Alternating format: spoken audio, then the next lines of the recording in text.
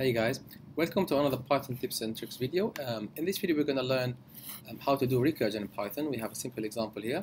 Recursion is the process of a function or when a function calls itself. So a function or a method that calls itself is known to be or called recursive. And the idea here is we keep looping and repeating until we reach what we call a base case. So always make sure that your recursive function has a base case, which is a way out. So it's a check that we do to stop repeating. Otherwise, we can end up looping forever, as I explained briefly here. And the example we're going to be looking at is how to compute the factorial of an integer number n. In mathematics, this is from Wikipedia. The factorial of a non-negative integer n, denoted by n exclamation mark, is the product of all positive integers less than or equal to n. So, for example, factorial of 5 equals 5 times 4 times 3 times 2 times 1. The factorial of 1 or any integer number less than 1 is always 1. So factorial of 0 is 1, of minus 1 is 1, factorial of minus 2 is 1, and so on and so forth until minus infinity. We can write this repetitive process like this: x factorial of x equals x times x minus 1 times x minus 2 times x minus 3 all the way down to 1. Or we can actually break it down, and this is the idea here. The idea of recursion is to break down the same problem into a smaller problem or a smaller sub-problem with a similar but less input. So factorial of x equals x times factorial of x minus 1, because the repetition here is in fact the factorial of x minus 1, and then the repetition here is the factorial of x minus 2, and so on and so forth. I hope the idea here is clear, that we break down the repetitive problem into smaller similar problems but with a different or less input.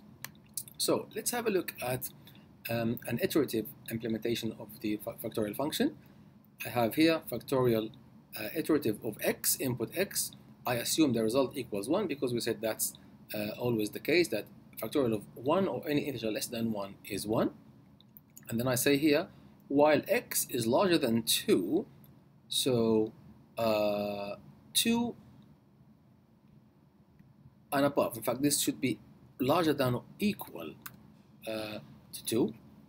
What I do here is I say result equals result times x, and then I decrease the value of x by 1 and then continue the loop. Result equals result times x, and then decrease the value of x by 1 and continue until I reach the case where x is less than 2. Then we return the result. So if I run that and get the result of factorial of 18, we get that large number. Factorial of 5 is 120, and so on and so forth, right?